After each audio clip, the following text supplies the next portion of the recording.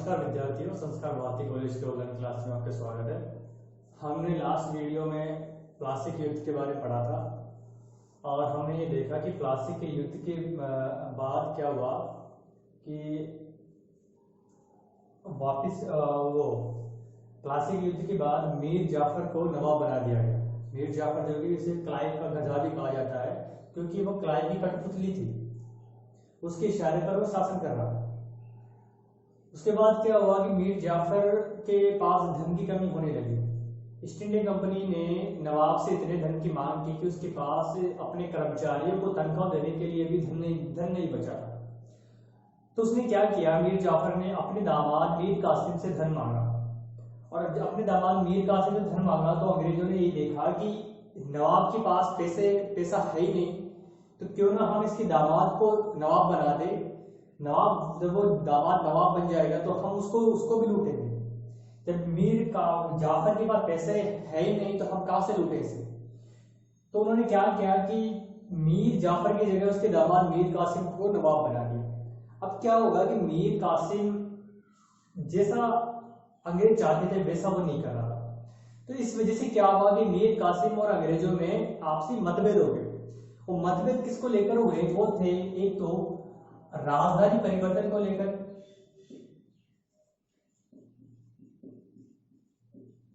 राजधानी परिवर्तन यानी जो मुर्शिदाबाद राजधानी थी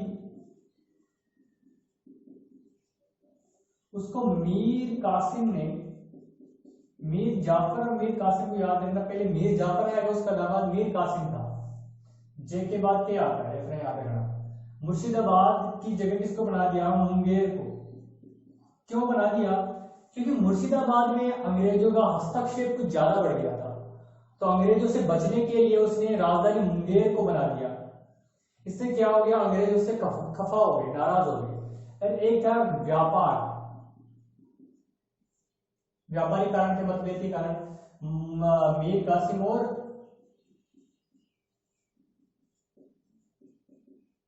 अंग्रेजों के मध्य संघर्ष, उसके कारण ही राजधानी परिवर्तन। दूसरा व्यापार है। व्यापार कैसे, देखो 1717 में फर्रुख सियर द्वारा, वापिस से बता रहा हूं,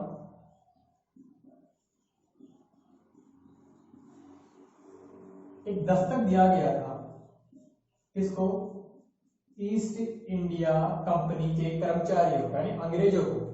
ये दस्तक क्या था, फ्री ट्रेड पास था, फ्री ट्रेड पास,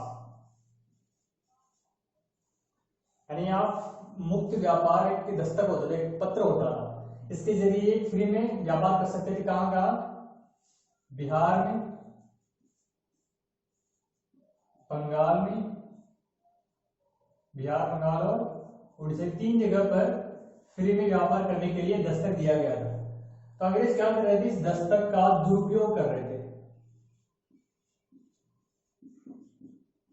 इससे क्या हो रहा था, इस दुरुपयोग की वजह से राज्य को हानि हो रही थी। क्या कर रहे थे, इसका ब्लैकमेल वो कर रहे थे, क्या कर रहे थे, ब्लैकिंग कर रहे थे, उसका ब्लैक कर रहे थे, इसका दुरुपयोग कर रहे थे। यानी कि जहां 100 रुपए चुंगी लगती थी, टैक्स लगता था व्यापार करने के लिए, बंगाली तीनों जगहों पर, वहां क्या करते थे अंग्रेज, तो स्थानीय व्यापारी होते थे उनको ये पास दे दिया करते थे। क्यों कहते थे कि तुझे 100 रुपए चुकाने हैं चुंगी के, इसके बदले तू ये पास ले जा, दस्तक ले जा, तेरा फ्री हो जाएगा। इसके बदले तू हमें क्या करना, तो वहां 100 रुपए देगा, इसके बजाय तुम्हें 50 रुपए दे देना मुझे। अंग्रेज ऐसा करते थे। तो इससे क्या हो रहा था, राज्य को हानि हो रही थी, धन की कमी हो रही थी। तभी तो मीर जाफर के पास धन नहीं था, क्योंकि अंग्रेज पूरा पैसा तो अंग्रेज ब्लैकिंग के जरिए कमा रहे थे। तो क्या किया, इस चीज को किसने दी, इसको नोटिस किया मीर कासिम ने कि ये अंग्रेज दस्तक का दुरुपयोग कर रहे हैं। तो उसने क्या किया, मीर कासिम ने सभी के लिए व्यापार मुक्त कर दिया, यानी कि कोई चुंगी नहीं, कोई कर नहीं, फ्री व्यापार कर दे, सभी के लिए मुक्त व्यापार कर दे, फ्री ट्रेड। कि फ्री में ट्रेड करो सब। जब राज्य को हानि हो रही है तो और हानि से, तो इससे क्या होगा, अंग्रेज नाराज हो गए। और क्या किया उसने इससे पहले, इसको फ्री करने से पहले उसने क्या किया था, मीर कासिम ने, जो कलकत्ता काउंसिल थी, कलकत्ता काउंसिल की एक काउंसिल होती है, एक समिति होती है, एक तरीके से सदस्यों की एक समिति होती थी। इस काउंसिल को क्या कर दिया, इस दस्तक के दुरुपयोग की शिकायत कर दी थी इसने। लेकिन अंग्रेजों को तो उससे फायदा हो रहा था दस्तक का दुरुपयोग करने से। तो उसने क्या किया, इस शिकायत की तरफ शिकायत कर दी थी कलकत्ता काउंसिल से। इस शिकायत की तरफ अंग्रेजों ने कोई ध्यान नहीं दिया। तो अंग्रेजों ने कोई ध्यान नहीं दिया, इस काउंसिल ने कोई ध्यान नहीं दिया, तो उसके लास्ट में क्या किया उसने, सभी के लिए फ्री में ट्रेड चालू कर दिया कि फ्री में ट्रेड करो। तो इससे क्या हुआ, अंग्रेज इससे नाराज हो गए। अंग्रेजों के मध्य क्या हो गया, संघर्ष की शुरुआत हो गई। ये प्रमुख कारण थे। अब देखते हैं, आओ देख।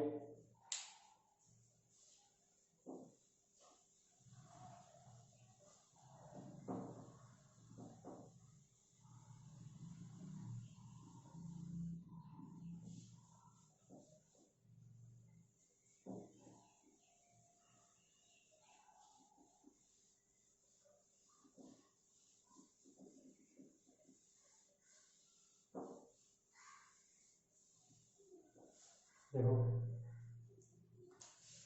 अब क्या होगा कि मीर कासिम को, जब इन्होंने देखा कि मीर कासिम हमारी बात नहीं मान रहा है, ये जैसा हम चाहते थे वैसा नहीं कर रहा है, तो उन्होंने क्या किया, वापिस से मीर जाफर को क्या बना दिया, नवाब बना दिया।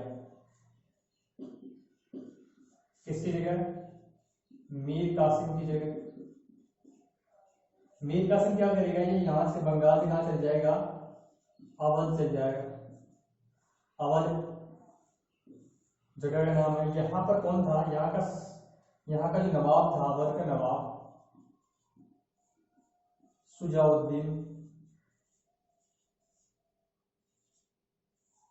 सुजाउद्दीन था। और यहीं पर मुगल बादशाह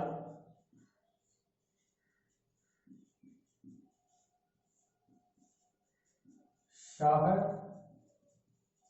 आलम रुका हुआ था।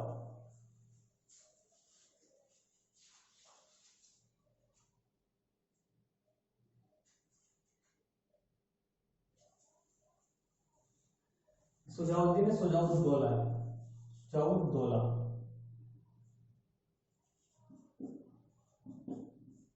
उद्दौला, उद्दौला, उद्दौला, उद्दौला, उद्दौला, सुजाउद्दौला पूरा नाम है क्या, सुजाउद्दौला। और वहीं पर बादशाह, मुगल बादशाह ठहरा हुआ था शाह आलम सेकंड। अब क्या किया, ये इनके पास चला गया। इन्होंने क्या किया, इन तीनों ने एक गुट बनाया। इन्होंने मीर कासिम,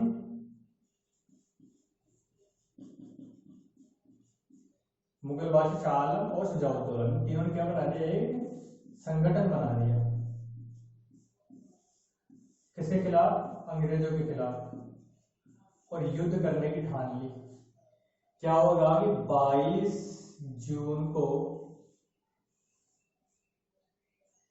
22 जून 1764 को एक युद्ध होगा।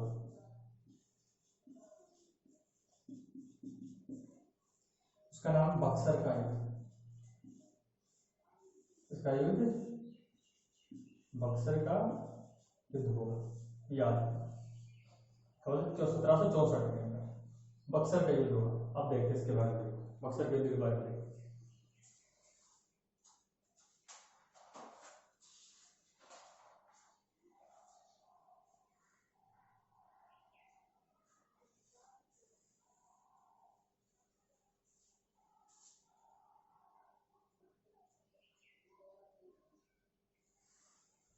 बक्सर के युद्ध के बारे में देखो, ये 22 जून में, 22 अक्टूबर 22 अक्टूबर 22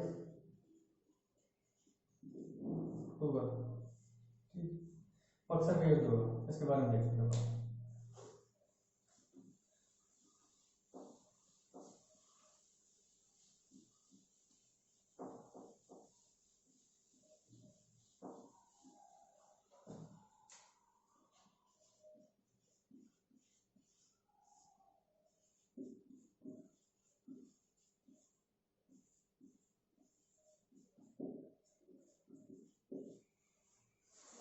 बीच होगा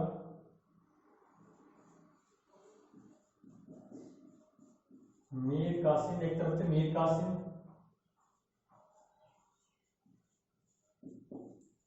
सुजाउद्दौला और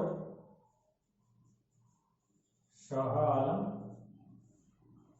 सेकंड वर्सेस अंग्रेज। अंग्रेजी की तरफ कौन थे? हेक्टर,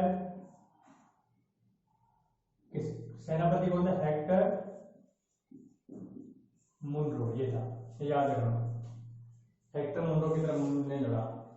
यहां पर इनकी तरफ से तकरीबन 50,000 सैनिक और इनकी तरफ से तकरीबन 8,000 सैनिक और कुछ 20 तोपे थे। कहां पे लड़ा गया ये?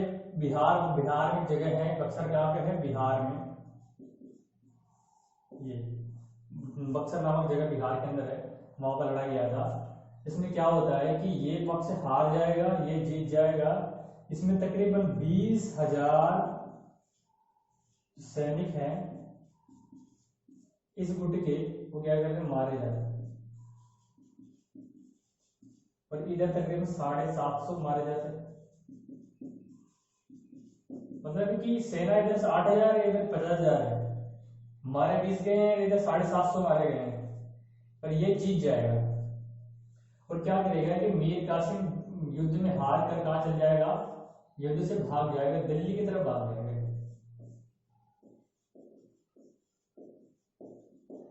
दिल्ली की तरफ भाग जाएगा मीर कासिम।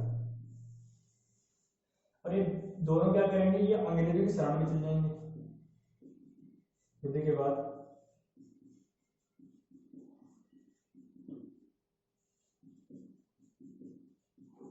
ठीक है। अब ये इस युद्ध से क्या हुआ कि युद्ध, ये बक्सर के युद्ध अंग्रेज जीत गए, ये मुगलों की सेना हार गई, सुजाउद्दीन की सेना हार गई, मीर कासिम की संयुक्त सेना हार गई। और 8,000 सैनिक में से मात्र 750 मारे गए, 20,000 मारे गए। इस युद्ध का महत्व क्या रहा? क्या इंडियन हिस्ट्री में इसका क्या महत्व, उसके बारे में देखते हैं। देखो, अपन ने पढ़ा था प्लासी का युद्ध। जो प्लासी का युद्ध था, ये षड्यंत्र पर सफल हुआ था, षड्यंत्र के कारण सफल हुआ था। लेकिन जो बक्सर का युद्ध था, बक्सर के युद्ध में अंग्रेजी सैनिक शक्ति का विशुद्ध परिचय देखने को मिलता है। अंग्रेजी सैनिक शक्ति का विशुद्ध परिचय देखने को मिलता है। मतलब कि इस युद्ध, बक्सर के युद्ध में ये तीनों की सैनिक सेना को हरा दिया, मुगल बादशाह की सेना को हरा दिया। इससे पता चलता है कि अंग्रेजों की जो सेना है और विशुद्ध वो काफी मजबूत है। उसका प्रथम विशुद्ध परिचय यहाँ अपने को यहाँ आकर देखने को मिलता है। पहला युद्ध तो षड्यंत्र के कारण जीत लिया, दूसरा युद्ध उन्होंने जीता था अपनी सैनिक शक्ति के बलबूते। और इस युद्ध से क्या हुआ कि इस युद्ध से, बक्सर के युद्ध से भारत पर अंग्रेजी सत्ता की स्थापना स्टार्ट हो जाती है। इस युद्ध का क्या परिणाम रहा? अगर परिणाम की बात करें तो भारत पर अंग्रेजी हुकूमत,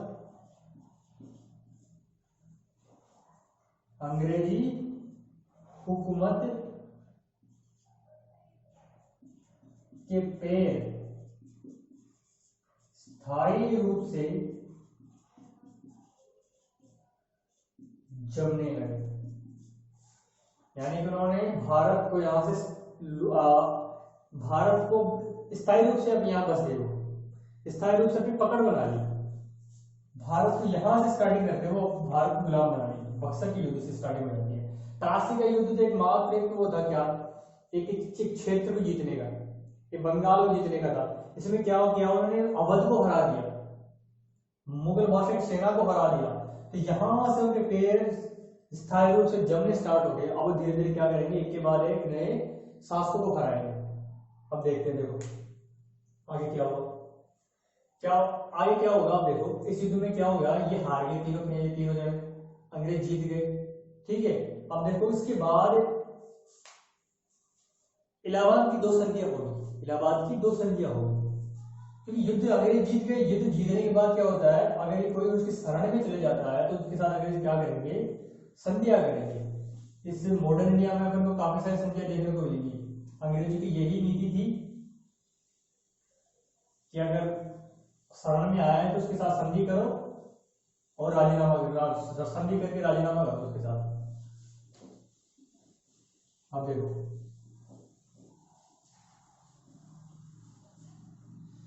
बक्सर के युद्ध के बाद क्या हुआ कि जो क्लाइव था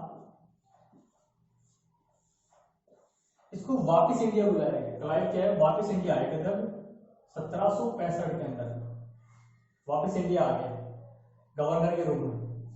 उससे पहले गवर्नर कौन सा, वेंसी टार्ट, याद रखना वेंसी। बक्सर के युद्ध के समय गवर्नर कौन था,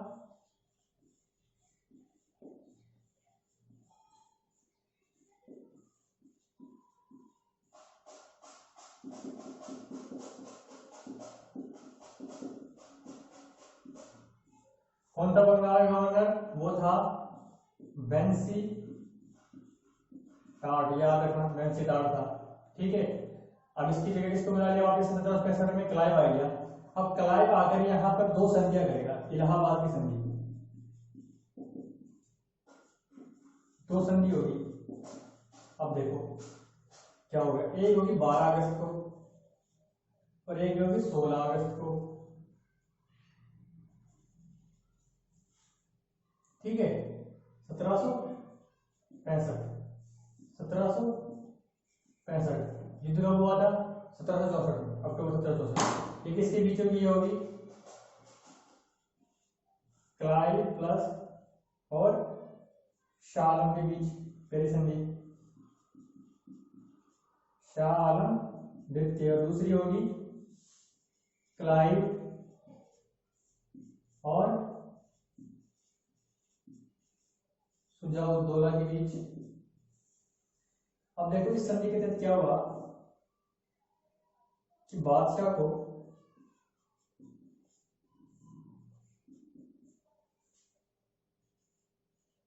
कड़ा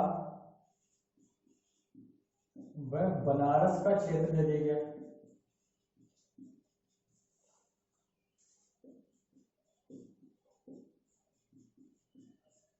बनारस क्षेत्र अवध में से काट के बनारस से ये कड़ा और बनारस का क्षेत्र दे दिया गया और 26 लाख रुपए की वार्षिक पेंशन बांध दी गई, वार्षिक पेंशन बांध दी गई। किसकी, मुगल बादशाह की, याद है ना। 26 लाख रुपए किसको दिए गए, अब पेंशन के रूप में किसकी किसकी बांध दी गई, शाह आलम द्वितीय की। इसके बदले में क्या कि पेंशन के बदले में बादशाह ने बिहार,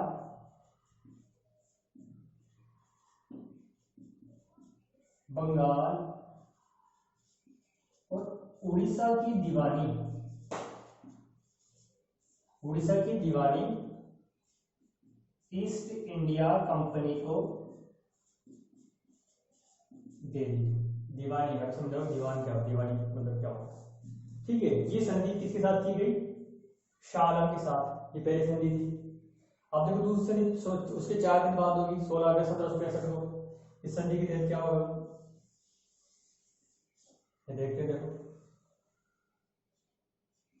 इसके साथ इसमें देखो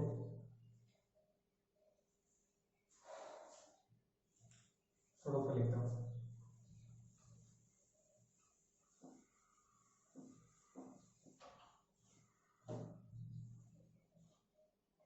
ये पहली संधि 16 अगस्त 1765 को और एक होगी 16 अगस्त 1765 को इसकी होगी क्लाइव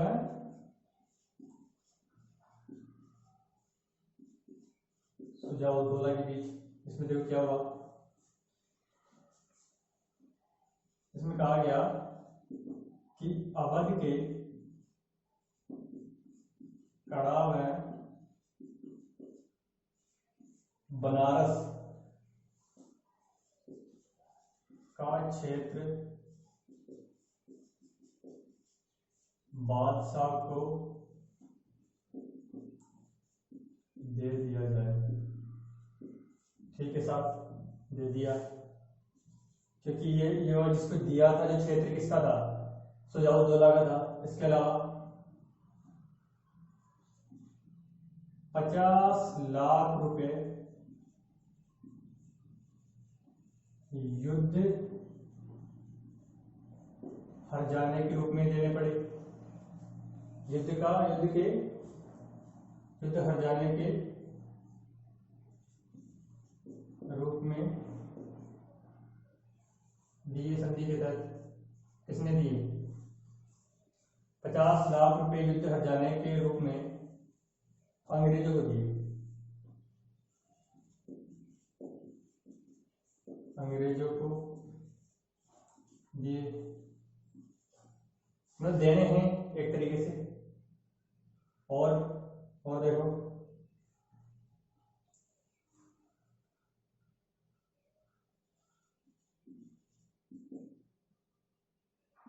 अवध में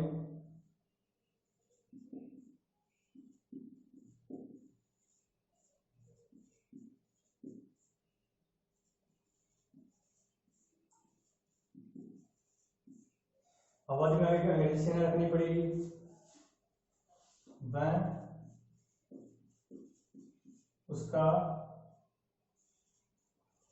खर्चा नवाब को उठाना पड़ेगा। अंग्रेजी सेना रखने का मतलब है कि जो शांति व्यवस्था है अवध की, वो अंग्रेजों के हाथ में चली गई। यहाँ सेना का मतलब क्या है? शांति व्यवस्था अंग्रेजों ने ले ली।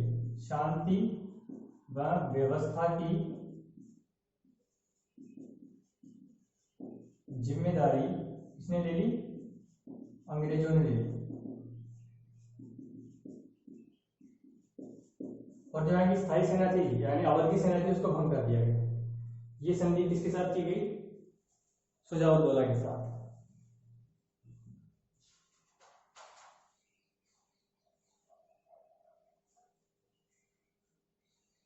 और देखो इसके अलावा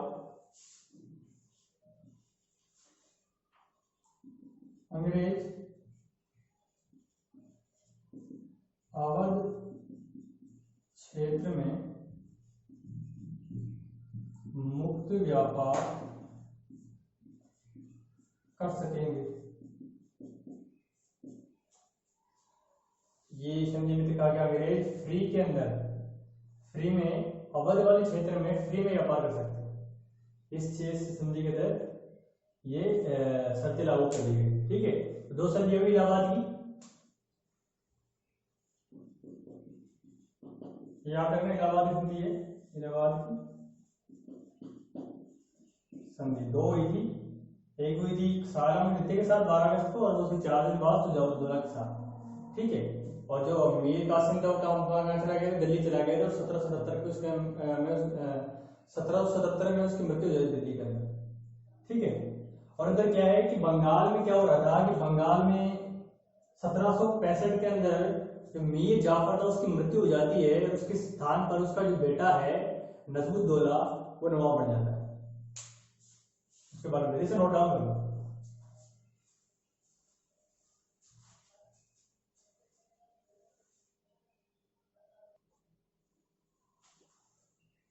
देखो आगे देखते हैं। अब क्या होगा कि बंगाल के अंदर द्वैध शासन लागू होगा, यानी दोहरा शासन। क्या होगा कि मीर जाफर है, उसकी मृत्यु हो गई, नया नवाब आ गया नजमुद्दौला।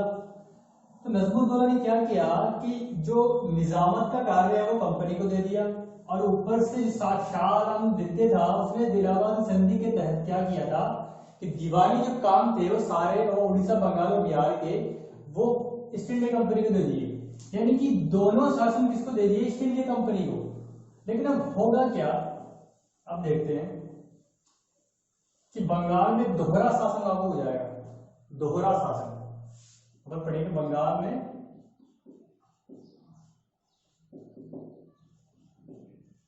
द्वैध शासन, द्वैध यानी कि दोहरा। तो क्या होगा कि एक तरफ निजामत है, एक तरफ दीवानी है। ये निजामत का जो काम था ये बंगाल के नवाब ने कंपनी को दे दिया। इसको बंगाल के नवाब ने, कौन था? नजमुद्दौला।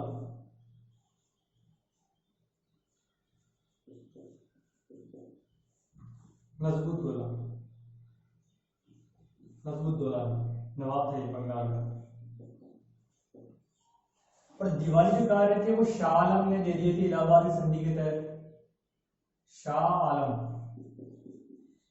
सेकंड में इसको दे दिए थे, कंपनी को दे दिए थे, याद रखना।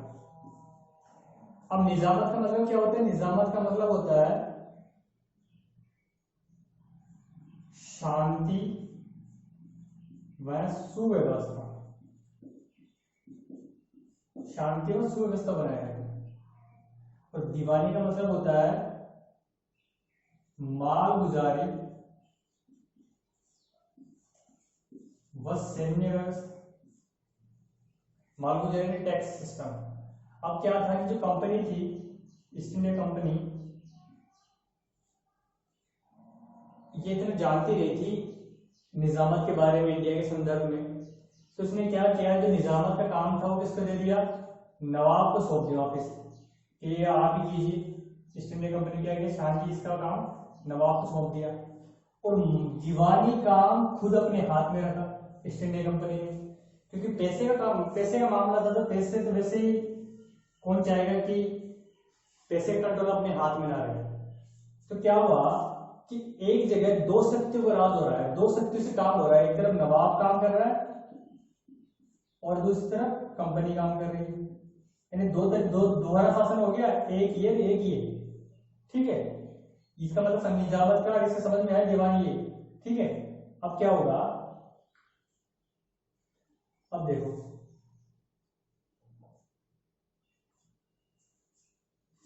मालगुजारी और दीवानी में देखो, जो दीवानी काम है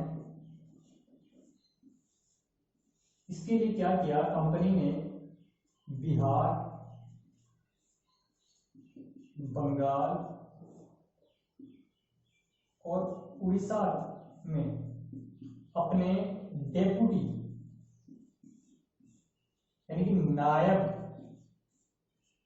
निजाम, नायब निजाम की नियुक्ति की।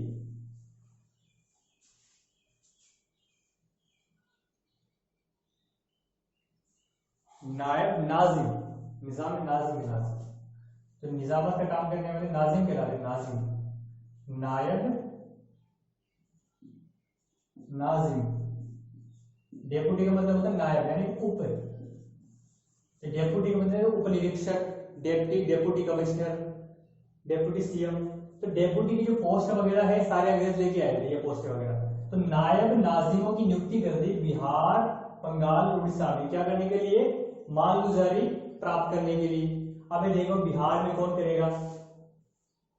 बिहार में करेगा सिताब राय,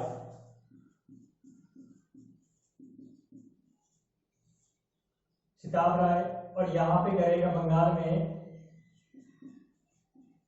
मोहम्मद रजा खान को नियुक्त किया गया। और उड़ीसा में किया गया राय दुर्लभ को, राय दुर्लभ को नियुक्त किया गया। मेरा काम ये था। अब जो ये निजाम, जो ये नवाब था जिसको ये निजामत का काम सौंपा गया था, इसमें जो कर्मचारी नियुक्त किए जाते थे ये अंग्रेजों के द्वारा नियुक्त किए जाते थे। यानी कि नवाब मात्र क्या था? एक कुर्सी का मोहताज था, मतलब कि साइन वगैरह कर लो, कुछ नहीं, मतलब नाम मात्र का था, नाम मात्र का नवाब था ये, कोई काम नहीं था, सारा काम हो गया, ये ईस्ट इंडिया कंपनी कर रही है। निजामत का काम इसलिए सौंप दिया कि जो भी जिम्मेदारी होगी वो किसकी होगी, नवाब की होगी। कुछ भी गड़बड़ वगैरह होती है, सारा काम, सारी जिम्मेदारी किसकी होगी, निजाम की, इसकी मतलब नवाब की होगी। और जो पैसे का जो कंट्रोल है वो सारा अंग्रेजों के हाथ में है। और देखो इसमें मतलब क्या है इसका, काम कर कौन रहा है, अंग्रेज कर रहा है, जबकि काम की जिम्मेदारी किसकी है, नवाब की है। ये है, कुछ भी काम होगा तो अंग्रेज करेंगे और जिम्मेदारी किसकी होगी, नवाब की। यानी कौन जिम्मेदार ठहराया जाएगा अगर कुछ होता है तो नवाब, और नवाब कुछ नहीं कर रहा, सारा काम अंग्रेज कर रहा है, ये याद रखना। अब देखो ये समझ में आया, ये मतलब कि ये इसका इनका काम कहते हैं माल गुजारी, यानी टैक्स, रेवेन्यू, कर, जो लगान होता था ये उपजाना यहां से, इन क्षेत्रों से, इनकी नियुक्ति कर दी, क्योंकि ये इतना जानते नहीं थे इन क्षेत्रों में। मतलब कि इंडिया के बारे में स्टार्टिंग हुई है, अब धीरे धीरे जा रही है, तो उनके लिए कि इंडियंस का सपोर्ट लेना जरूरी था। अब देखो आगे देखो, तो बंगाल में ये था दोहरा शासन।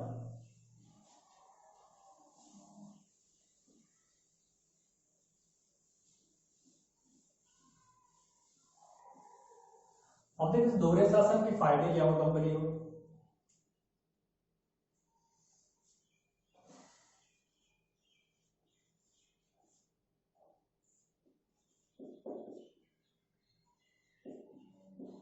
कंपनी को फायदे क्या हुआ देखो, एक तो क्या हो गया,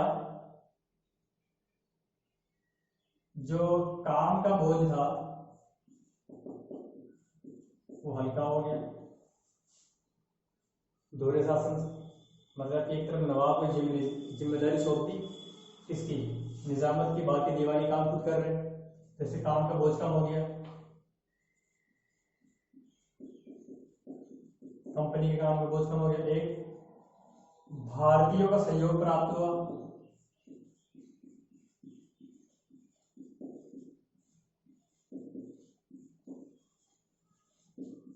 भारतीयों को सहयोग प्राप्त हुआ निजामत के का उसमें मालगुजारी इकट्ठा करने में। और इसके साथ क्या हुआ, कंपनी को आर्थिक मुनाफा हुआ। आर्थिक मुनाफा है कैसे, क्योंकि 17 जो ये याद रखना एक चीज और, जो द्वैध शासन है या दोहरा शासन, ये 1765 से लेकर 1772 तक रहता है, यानी तकरीबन 6 साल तक रहता है, 6-7 साल। अब देखो जो आर्थिक स्थिति कैसे कैसे हुई, 1765 से लेकर 1772 तक कंपनी को 3 करोड़ रुपए माल गुजारी के रूप में प्राप्त हुए।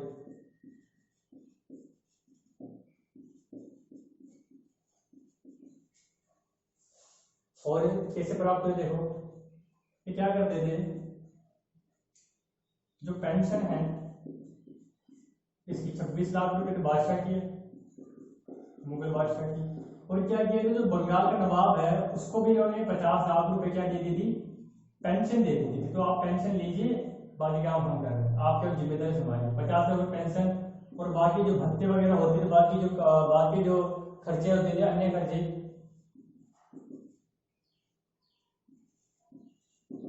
अन्य खर्चों को काट कर जो भी पैसा बचता था, शेष बचता था, उसको क्या करते थे, ये कंपनी के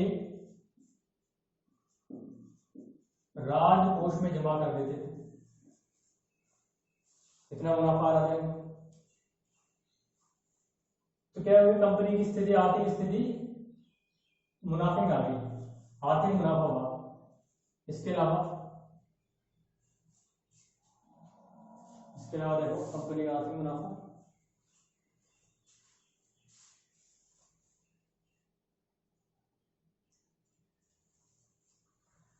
इस द्वैत शासन से क्या हुआ, कंपनी की भारत में स्थायी नींव पड़ गई, नींव स्थायी हो गई इससे, क्योंकि इन्होंने पैर पसार लिए, इस चीज को जान लिया कि कैसे शासन होता है, कैसे शासन करना है, और हमें भारतीयों का सहयोग प्राप्त हो रहा है। इन सभी से क्या हो गया, इनकी नींव मजबूत हो गई, तो ये कंपनी को फायदा हो रहा था। अब देखते हैं इसके नुकसान क्या हुआ। नुकसान कंपनी को नहीं होंगे, नुकसान इंडिया को होंगे इस दोहरे शासन के। देखते हैं, ये नोट डाउन करो पहले।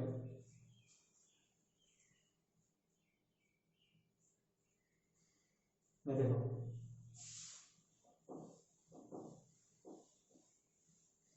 नोट डाउन करना तो वीडियो को पॉज कर लिया करो, फिर नोट डाउन कर लिया।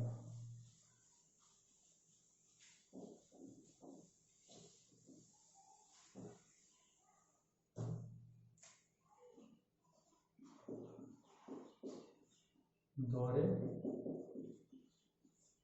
शासन के दुष्प्रभाव इंडिया के संदर्भ में पहली बात है, क्या हुआ, एक नवाब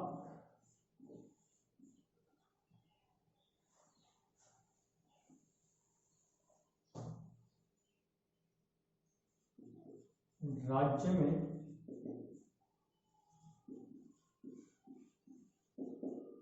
अव्यवस्था चलेगी। राज्य में अव्यवस्था है मतलब कि नवाब नाम मात्र का था, सारा काम ईस्ट इंडिया कंपनी कर रही है, उसके हाथों में है। ईस्ट इंडिया में खुले रूप से क्या कर रही है, लूट कर रही है, वो पैसों का लूट कर रही है। तो उससे क्या होगा कि राज्य में जो बैलेंस है, क्या कि जिम्मेदारी किसको सौंप दी, नवाब को सौंप दी, जबकि काम कौन कर रहा है, अंग्रेज कर रहे हैं। तो क्या कि राजा नवाब सोच रहे हैं कि जब जिम्मेदारी मेरी है तो मेरे को काम करने दो ना। तो क्या है, जो बैलेंस सिस्टम है वो डगमगा गया, इससे कि वो राज्य के अंदर अराजकता, अव्यवस्था का माहौल हो गया कि अगर हम जाएंगे तो किसके साथ पास जाएंगे, किसी को न्याय भी चाहिए तो राजा के पास जाएगा, नवाब के पास जाएगा। तो नवाब के पास तो कुछ शक्तियां ही नहीं है, क्यों, नाम मात्र का है वो। अगर कुछ काम भी करना है उसे तो काम नहीं कर सकता, अगर कुछ, क्योंकि उसे पता है कि कौन सा काम सही है, कौन सा काम करना है, कौन सा काम राज्य के हित में है। अगर वो नवाब काम करना चाहे तो वो भी नहीं कर सकता, क्योंकि सारी शक्तियां, जो मेन चीज क्या है, कोई भी काम करने के लिए कहते हैं आपके पास पैसा होना चाहिए। वो पैसा किसके पास है, अंग्रेजों के पास है। जो दीवानी जो है, दीवानी का मतलब क्या है, राजस्व वगैरह, जो पैसे का काम है सारा किसके पास, दीवानी में पैसे का काम पूरा इसके ऊपर अंग्रेज के हाथ में, नवाब नाम मात्र का है। अगर उस काम करना चाहे तो उसके पास पैसा नहीं है तो क्या होगा, पैसे अव्यवस्था फैलेगी राज्य में, तो इसके परिणाम ये हुआ, दुष्प्रभाव। और देखो,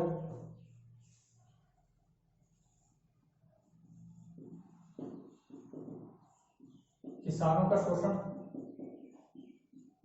किसानों को शोषण कैसे, क्योंकि जो माल गुजारी की रकम जो वसूल की जाती थी उसको ठेके पे देने की प्रथा थी। ठेके पे कैसे देते थे, मतलब कि जो भी जमींदार सबसे ज्यादा बोली लगाएगा, उसको क्या कहते हैं, ठेके पे दे दी जाती थी, ये माल रेवेन्यू इकट्ठा करने की जिम्मेदारी। तो क्या करते थे ये जमींदार,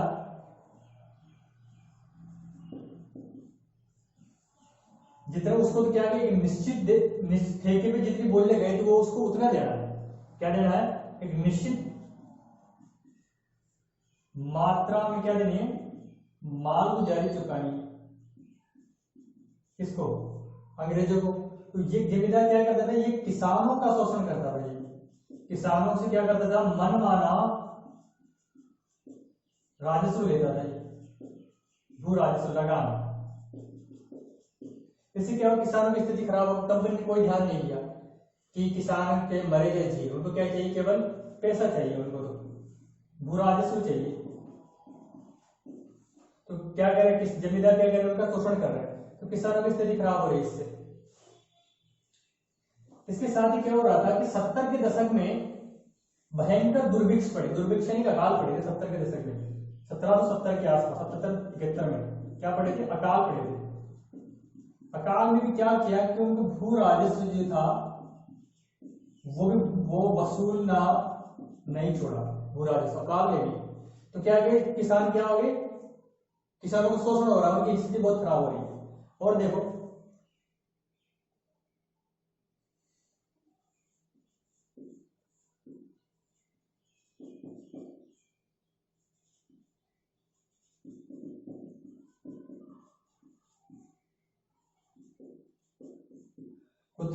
कुटीर उद्योग धंधों का नष्ट होना कैसे, क्योंकि अंग्रेज जो थे वो क्या करते थे, व्यापार करते थे। वो ईस्ट इंडिया कंपनी क्या करती थी, व्यापार करती थी। क्या करती थी, इंडिया से अन्य देशों में, इंग्लैंड में करती थी।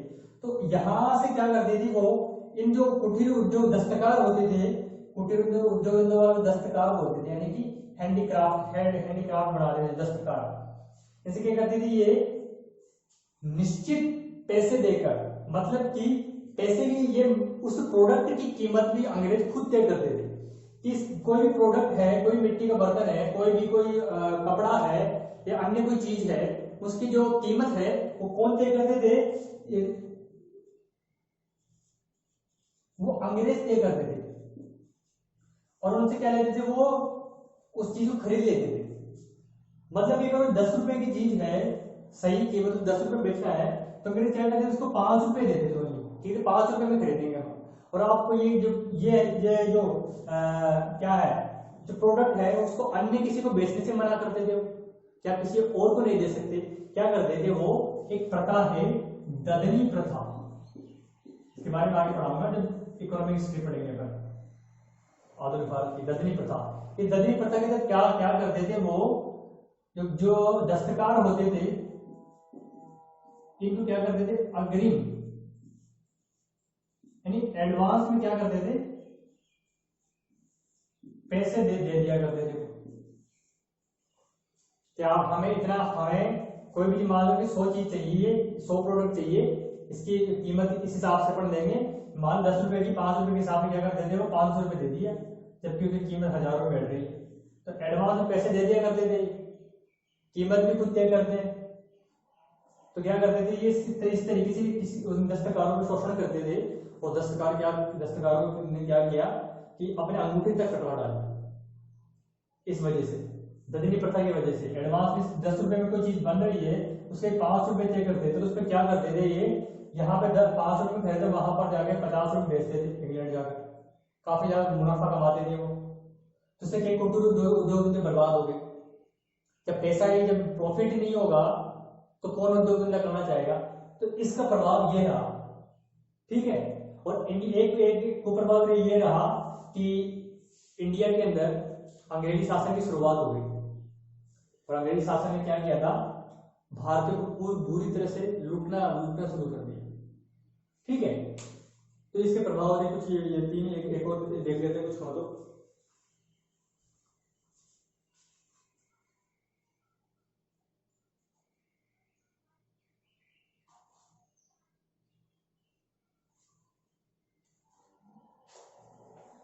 और बाकी जो ईस्ट इंडिया, एक प्रभावी में ईस्ट इंडिया कंपनी की शोषणकारी नीतियां, क्योंकि वो इसमें आ जाएगा, ये शोषणकारी नीतियां थी।